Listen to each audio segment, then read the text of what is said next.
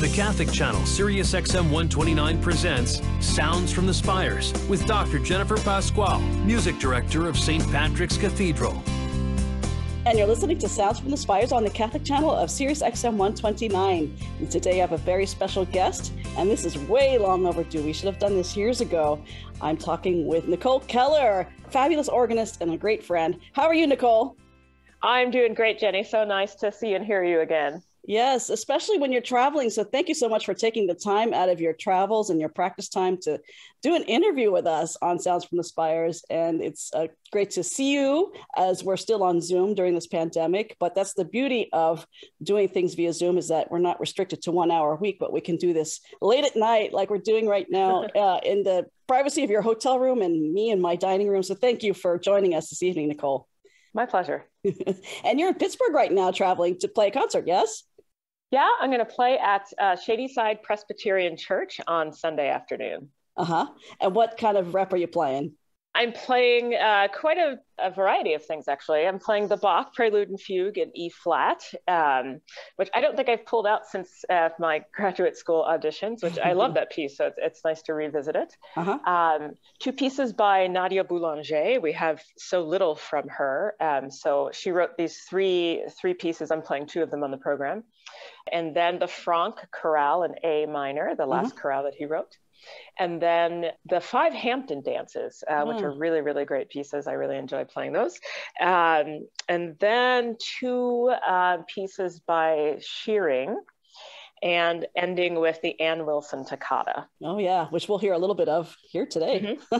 That's a fabulous program. And that's a pretty famous organ and space. It's well known for its organ. Tell us a little bit about the organ.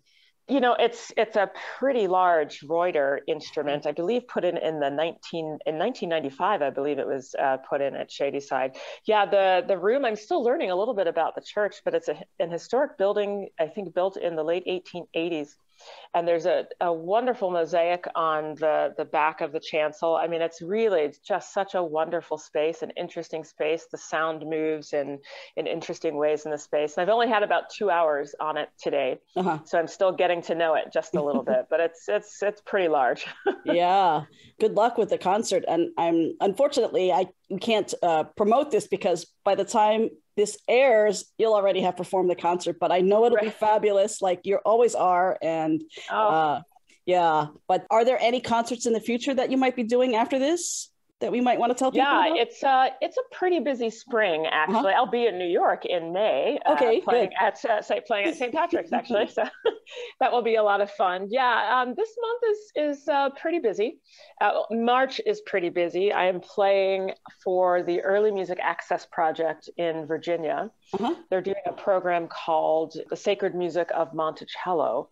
And if you don't know that group, I would check out their website. They've been focusing a lot on music that the slaves that were at Monticello would have played or would have heard. So there's not only going to be the Pergolesi Stabat Mater on the program, but also some spirituals interspersed in between that are arranged for early instruments. So that's going to be actually kind of interesting. Yeah. And I don't know everything that's on the concert yet, so we'll all be sort of in surprise. Yeah, that sounds like a great concert. Yeah, that's going to be a lot of fun. And then the week after that, I'm going to Iowa for an organ conference on sort of mid and southern German organ building, which will be interesting. And then a noontime concert at First Congregational Church in Columbus. And then I'll be in Rochester for a concert at Third Presbyterian, and also taking part on the Eastman Centennial program. And then San Antonio, Texas after that. That'd be a pretty busy month coming up. And then I get to go to New York, which I always love to do at the beginning of May. Yeah. That's fabulous. And you're well-traveled. And can people go onto your website and find those concerts if they happen to be in the cities that you're going to be in? Oh, absolutely. Yeah. Just www.nicolekeller.com and you'll find me there. Yeah. Yeah. And I'll be in Philadelphia twice too. So I'm looking forward to that. I'm inaugurating a new instrument at the Episcopal Cathedral there. So that'll be a lot of fun. It's a good year compared to the last two, for sure. Of course. Yes. When we were all stuck at home and doing things within a computer screen. I know. Yeah. Yeah. Yeah, so go to NicoleKeller.com. If you're listening and you happen to be in one of the cities that Nicole just listed, check out her website and you can find out how to see her concert, hear her concert, and meet her, because she's great. Absolutely. You should go hear her. Yes. And Nicole Keller is from Cleveland at the moment. She's in Pittsburgh, going to play a concert. But where are you originally from, Nicole? I grew up outside of Philadelphia, actually, in suburban Philadelphia, in a town called Berwyn, which usually no one has ever heard of. And I always say it's near Valley Forge, which it is, and people say, oh, yes, Valley Forge. So it's a pretty historic area, which I love. I kind of miss it, actually. Do you have family there still? Do you get a chance to get home? Yeah, my brother still lives in what I always call our ancestral home where we grew up. And my father lives in Harrisburg right now, but everyone's kind of sort of right around that area, the suburban Philadelphia area. I'm the only one who kind of strayed afar. And how did you get your start in music and in organ, Nicole? Well, I started out in piano. Both my mother and grandmother were organists in the AME Church, the African Methodist Episcopal Church. So, of course, I never wanted to touch the organ. My father was a minister, so I kind of wanted to do my own thing. But my grandmother said, I think I was in, first or second grade, if you bring home a good report card, we'll start you in piano lessons. And I can actually remember the moment I brought home my report card to her and put it in her lap. I think we were getting S's or U's at the time, and I had gotten all S's. So she took me to the Bryn Mawr Conservatory of Music, where my mother had taken piano lessons. And I took their musical aptitude test, and I think I got a 96% or something like that. Started taking piano lessons. And that was the beginning of my journey. And it was quite an adventure. The conservatory there was a colonial mansion that had, this beautiful antique wallpaper and these beautiful antiques. And every room that was a parlor or a bedroom had a grand piano in it, and it was really quite an experience, both musically and sort of culturally for me as well. Yeah. Well, great start. And then you and I met at Eastman, of course, in Rochester. But in between that time, where did you study, for those who are listening? Yeah, I studied at Baldwin Wallace Conservatory, actually, where I'm teaching at the moment. Yeah. I had a private theory teacher at the Bryn Mawr Conservatory who had gone there, and he said, you really should check this school out. They've got some really great teachers there. So I started there as a piano major, and I got my piano degree, and I did really well. And I decided when I entered, perhaps I should take organ as a secondary major. It'd be a good idea to learn another instrument. And I really fell in love with the repertoire, and I fell in love with the instrument. So I was doing just as much work on the organ as I was on the piano. And I did a senior recital on piano, and I did a senior recital on the organ. And then I met in a master class the man who would become my teacher in graduate school, David Higgs. And, I thought he was like the best thing since sliced bread when I met him. And I was very stupid. I never let my own students do this. I only auditioned at one graduate school because I knew where I wanted to go. And I was lucky enough. I played well enough to get in, I suppose. And so I went off to Eastman, and then we met there. Yeah. And of course, you would have gotten in. You're fabulous. And now you're concertizing all over the place. So congratulations for that. And good luck with all the concerts. I know you'll do well. Oh, thanks so much. It's a lot of fun. It's a lot of work, but a lot of fun. Now, Nicole is also, on top of teaching at Baldwin Wallace, you're the associate organist at Trinity Cathedral in Cleveland. Correct. With Todd Wilson. Yeah. Yes. And so let's hear a little bit of one of the organs there. When we first started talking about doing an interview, I said, we have to talk about the new organ there and everything. But this is the Scheidt Bergamasca, and this is Nicole Keller, who is our guest here on Sounds from the Spires. And we'll hear a little bit of this, the Scheidt Bergamasca SSWV 560.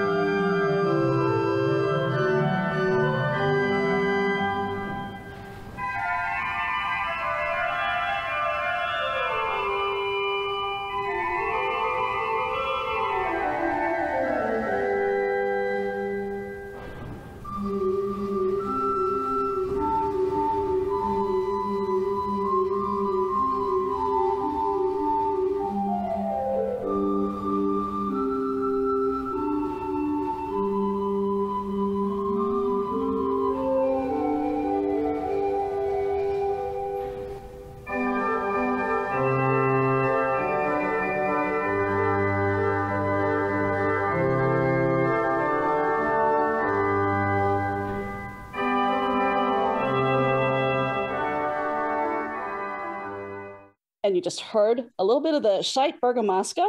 And Nicole Keller is our guest today here on Sounds from the Spires on the Catholic channel of SiriusXM 129. And I'm Dr. Jennifer Pascual, your host.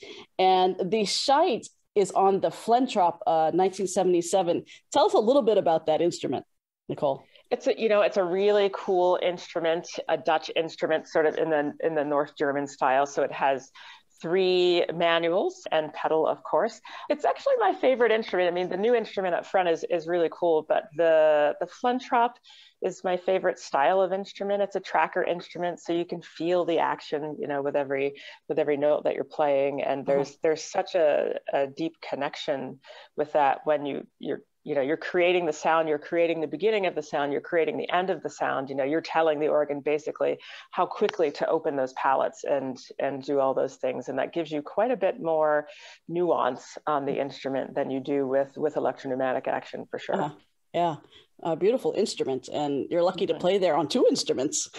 Yeah, it's a beautiful space. Yes. And the new one is just a recent installation. Tell us about the Muller organ.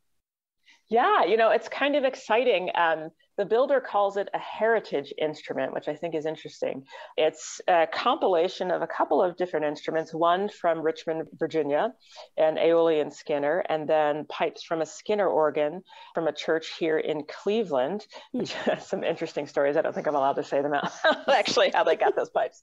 But they combined those 2 instruments together with some new pipe work to create, a really wonderfully colorful, wonderfully vocal instrument that honestly can do just about anything. It fills the cathedral with sound in the best way possible.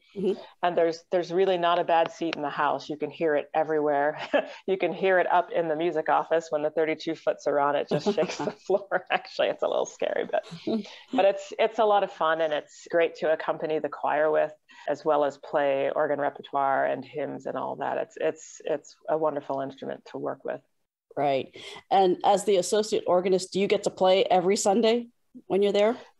Yeah, I have quite a bit of work, actually. We have a choral Eucharist on Sunday mornings, and then once a month we have a solemn sung Eucharist in the afternoon. So I do those. And we have even sung every week during the choir season. So it's a lot of choral repertoire. It's a lot of accompaniments. It's a lot of hymns. It's a lot of voluntaries. And I share a lot of the music with Todd Wilson as well, but I play the bulk of the choir music, of course. Sure. Do you both share in conducting as well, or do you just play the organ? Todd does most of the conducting, but he's quite a concert organist as well. Right. So whenever he is gone, then I will certainly take over the choir. But he does most of the conducting for the most part. But he's a great colleague. If we're playing a piece and if we're singing a piece, and I say, I've really always wanted to conduct that, I will likely be able to conduct it. So it's been a really great relationship there. Sure. Yeah, he's a great guy and also a great teacher as well, like you. Fantastic. Oh. Yeah, and he's, it's a master class to listen to him play every week. He's a fantastic improviser, and I love just sort of sitting back at the voluntaries and just waiting to see what he's going to do with things. So It's a lot of fun. Years and years ago, I did audition for him, and you go and you play your audition and then you leave. But with Todd, he gave me an entire lesson at my audition, which was really a fabulous thing. I'll never forget that.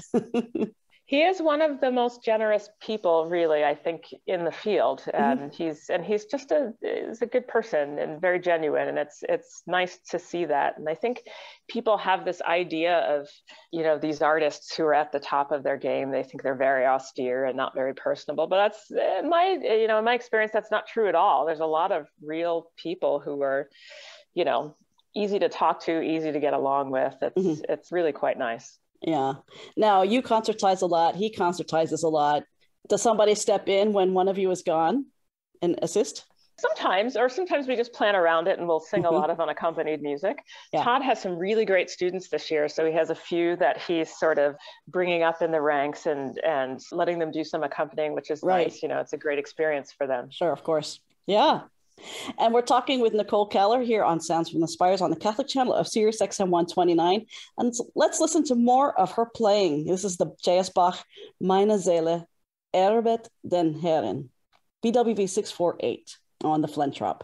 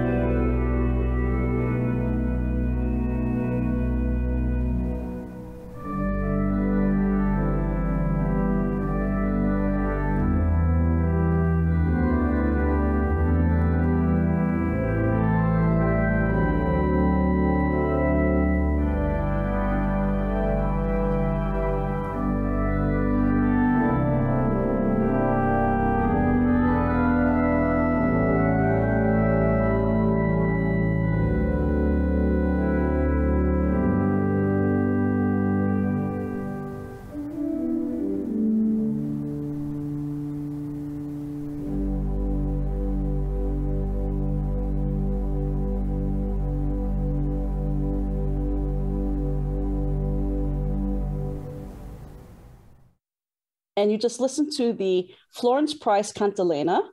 And just before the break, you listened to the J.S. Bach Meine Seele erhebt den Herren, BWV 648. And Nicole Keller is our guest here on Sounds from the Spires on the Catholic channel of SiriusXM 129. And I'm Dr. Jennifer Pascual, your host.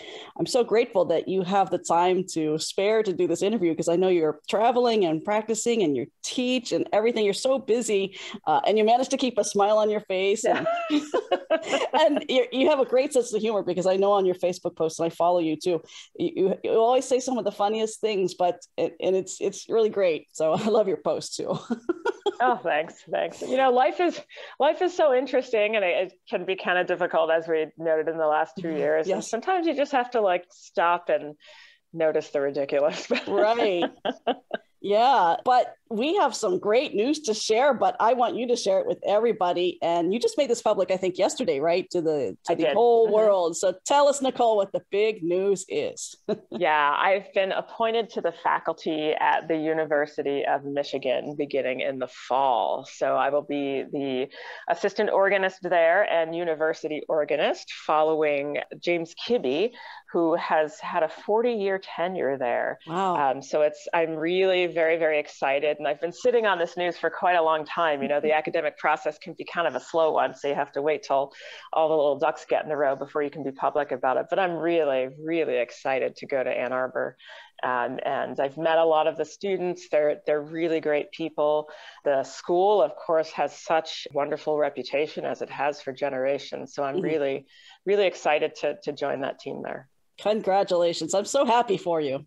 Thanks. I'm happy for myself, I must say. That's a great place and a great honor. And I hope you like football.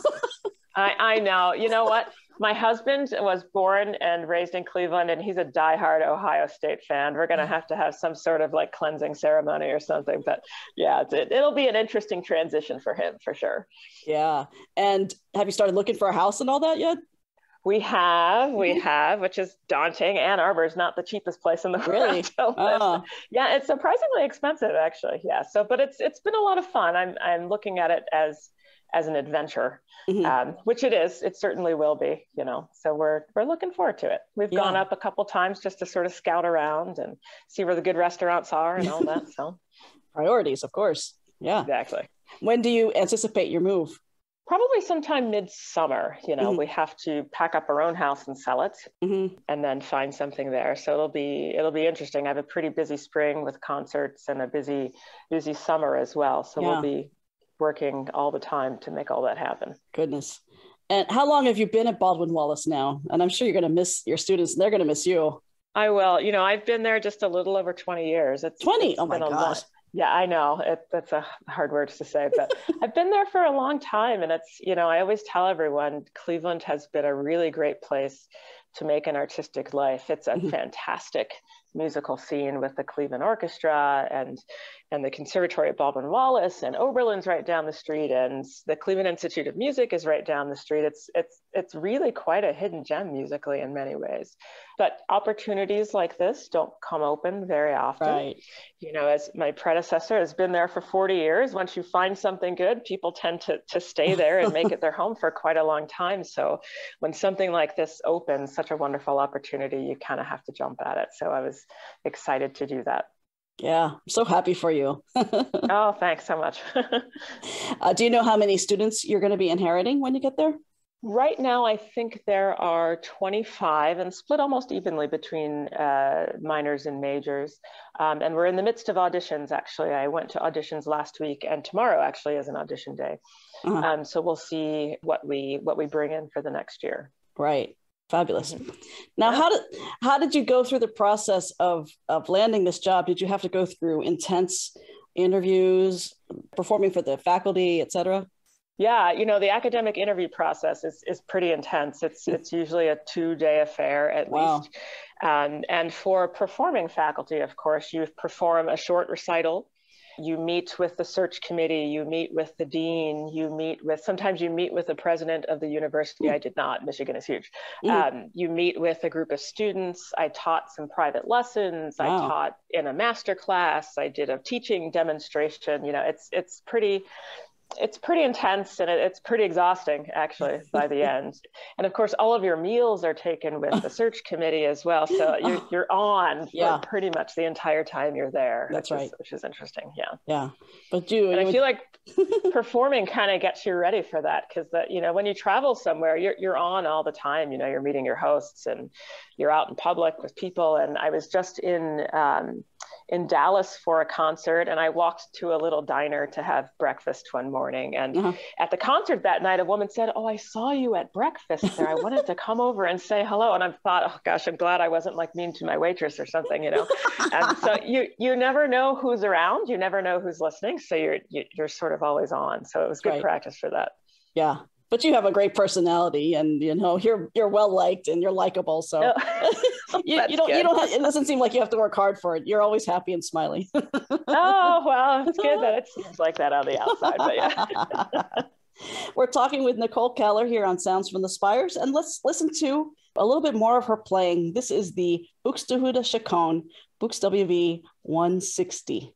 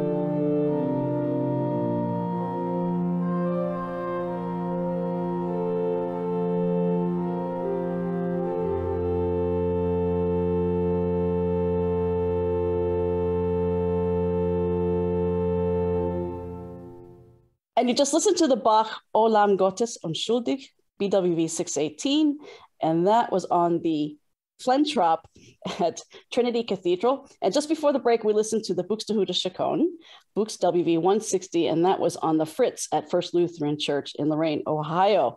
And we're speaking with Nicole Keller, who is just announced that she is the professor of organ at the University of Michigan in Ann Arbor. So congratulations to Nicole Keller here on Sounds from the Spires on the Catholic channel of SiriusXM 129. I'm Dr. Jennifer Pascual, your host. And that's really just such exciting news. When we were talking about doing this program, I had no idea that we were going to be talking about that. So it's really great to be able to share. And I know you're thrilled. Your family must be thrilled. And good luck with all of that and house searching and getting your bearings in your new place. I know your husband must be excited too. Do you ever get to make music with him? You know, not anymore. We met in undergraduate school. He was a cellist and I was a pianist, and he was in a piano trio, and his pianist graduated. And she studied with the same teacher that I did. And they went to him and said, oh, we need a new pianist. And he suggested me. Otherwise, I don't know that we would have ever spent any time together or met or anything. So it was kind of fate from there. Right. But we haven't really played together in years. And I always laugh and tell people we actually never got along musically. We always had very different ideas of what we wanted to do, and we could never agree on anything. It was kind of funny. But that's cute. Wonderful. And you also have some experience playing harpsichord. Tell us about that. And did you pick that up in undergrad, graduate, or you just love playing it? You know, I picked it up in graduate school. I don't think I even ever touched a harpsichord in my undergraduate career, but I took continuo class with Arthur Haas when I was at Eastman. And I really, learned to love the instrument. And I sort of learned it trial by fire, because all of a sudden I was being asked to play harpsichord when I started teaching at Baldwin Wallace. And they asked me if I wanted to teach it. And I thought, well, here's the blind leading the blind, So I started playing it a little bit more so I could get to know it a little bit more, and it's very much like getting to know different organs. Every action is different. You have to feel every instrument and try to get the best sound out of it. And I did a lot of listening and I did a lot of playing, and I think I learned the instrument fairly well and what it could do. And I think I try not to embarrass myself when I'm playing on the harpsichord, but I really love playing it. The repertoire is just fantastic, So many things we don't really get to touch on the organ. So I really enjoy that. Right. It's nice and elegant, and you play it very well. And so let's listen to a little bit of that. This is the Bach Harpsichord Concerto in D minor, BWV 1052. And Nicole, our guest today, is the soloist in this recording, and it's with the Baldwin Wallace Symphony Orchestra, and Dr. Suhan is the conductor.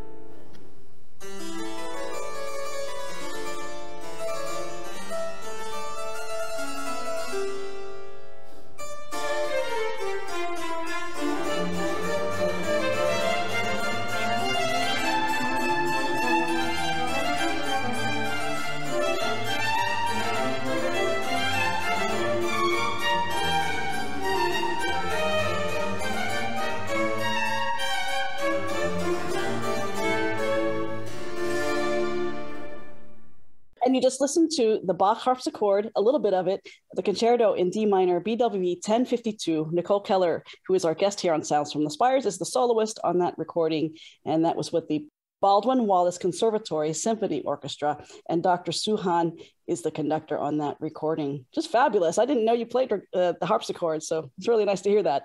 Yeah, and it was a cool experience. And, originally when Dr. Hahn asked me to play, he said, oh, I'll conduct and you can play. And, he asked me if I could give the students some suggestions on some performance practice things. And, after the first rehearsal, he said, well, why don't you just conduct it? I said, well, okay.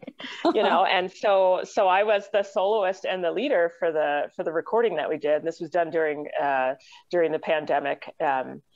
So we didn't do a live concert. We did a recording and then released it a few days later. So that was a fun experience. I mean, it's a lot more work to be the soloist and the conductor, of course, but it was really great to work with the students, and it was a smaller group, of course, and to just talk to them a little bit about phrasing and about, I know I'm married to a cellist, so I like to think I know a little bit about bowings and some things. I can get help with it when I certainly need it. But it was a good experience, I think, for all of us.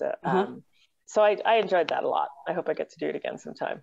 Oh, I'm sure you will. I mean, you're going to go to a great conservatory, and you're coming from a great one and going to another one. So I know you'll have loads of opportunity to perform with many, many colleagues that you haven't even met yet. So that's really thrilling and exciting. I mean, do you envision, it's hard to say, I guess it's hard to answer something like this, but when you walk into your next position, do you already know kind of sort of what you're going to be doing in the big picture, how many classes you're going to be teaching, in addition to teaching private organ? Yeah, in general, there are generally anywhere between 1 to 3 classes, I think, offered each semester in the organ curriculum and in the sacred music curriculum. And, it won't be just me. We're working on who the second professor is going to be. So I don't quite know exactly. That should probably be figured out in the next couple of weeks, who's going to be teaching what and how we're going to divide up the students and all that. But that's part of some of the work that's being done even before I get to campus. Right. And every year, Michigan has an organ conference, an annual organ conference. And they've delayed some of the planning in that so that the new professor could be a part of it. So now that I'm here, we are in the midst of planning that, and hopefully you'll hear something about that in the next several weeks here about a topic and all of that. So keep your eyes peeled. That's great. So are you going to be on the committee that selects the second organist for the University of Michigan? Yeah, and it's a bit of a process for academia. Of course, your faculty positions are all determined by enrollment. So we take a look at the number of students we have and the number of courses that we have, and then determine, do we need a full-time person or do we need a part-time person, an adjunct for that? So I'm glad I get to be a part of that process at least. And as the only organ professor there, I will of course be on the search committee should that come. So I'm looking forward to that. Yeah. Is that person going to also start in September? We'll probably have a visiting professor of some sort in September. And then, if it's a full-time position, as with all universities, you have to do a national search. Right. So that takes a little bit of time, and you have to get approval to do a national search and all of that. So there's still a lot to be figured out, which is, part of the fun with all of it. Lots to do before September rolls around. So exciting. You're going to have a whole new life, whole new house, and all of that. Are you going to have a church job when you first get there? Or are you going to wait it out and see what happens? Yeah, I don't think so. I think, one of the things I was talking to my husband about, we enjoyed during the pandemic when we were live streaming everything. I said, those Sunday morning pancake breakfasts on the back patio were kind of nice. But I think I want to take some time and get to know the job, get to know the students, and get used to this different type of workload before I add something else on top. And I'll still be performing. So, the traveling on the weekends will actually be a lot easier without the church job. Yeah. What's the instrument at the university? There are several. There is an Aeolian Skinner, the Hill Auditorium instrument, which is quite famous, actually. There is a Fisk instrument that was built in 1985, I believe. There is a Reuter in one of the teaching studios, and there's also a Laterno instrument in the other teaching studios, and of course a host of practice instruments and other instruments as well. So, and I look forward to getting to know the instruments around Ann Arbor. I know there's a new Richards Fowkes instrument that is quite literally just gone in. That's going to be inaugurated in the fall. So it's going to be a lot of fun. Yeah. And you're going to be working with Tiffany Ng, right? Yes. She's been really fantastic, wonderful carillonneur. I'm learning a lot about the carillon for sure, but she's an incredible human being. I mean, it's amazing what she does. Yeah, exactly. Yeah. She's been on our program a couple of times, but please give her my regards. She's great. Will do. Yeah. Maybe a couple of questions before we finish out here. And I know these are tough questions, but what are some of your favorite pieces or repertoire that you like to perform a lot? Yeah, I always tell people, it depends on what organ I'm on, of course. Some organs lend themselves to different types of repertoire. I tend to vacillate towards Baroque era repertoire and even things a little bit earlier than that. I don't know, those types of things kind of just speak to maybe my intellectual mind a little bit more. But, I also love Franck. I love modern music. I love the Calvin Hampton dances that I'm playing right now. So, it kind of depends on my mood, I suppose, and whatever the instrument is. Yeah. And what is or maybe one or two of your favorite instruments?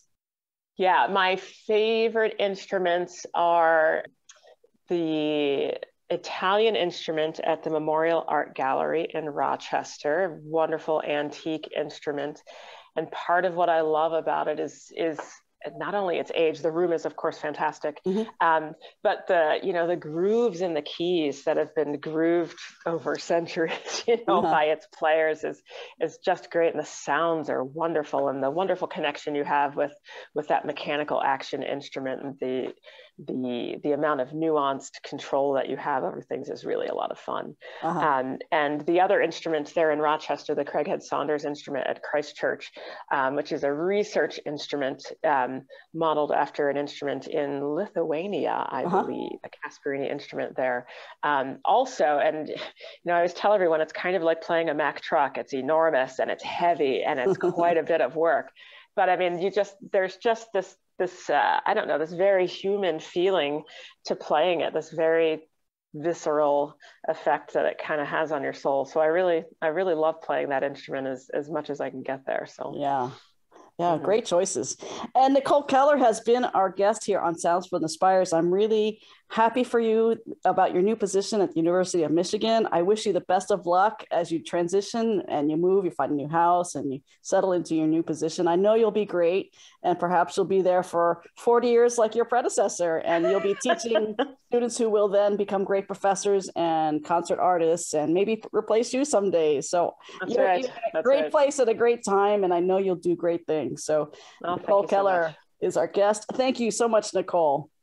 You're welcome.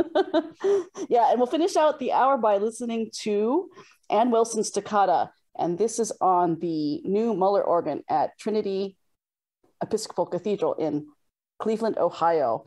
And thank you to Nicole, thank you to Robert for editing, and stay tuned next week for Sounds from the Spires on the Catholic channel of SiriusXM 129. Have a great week.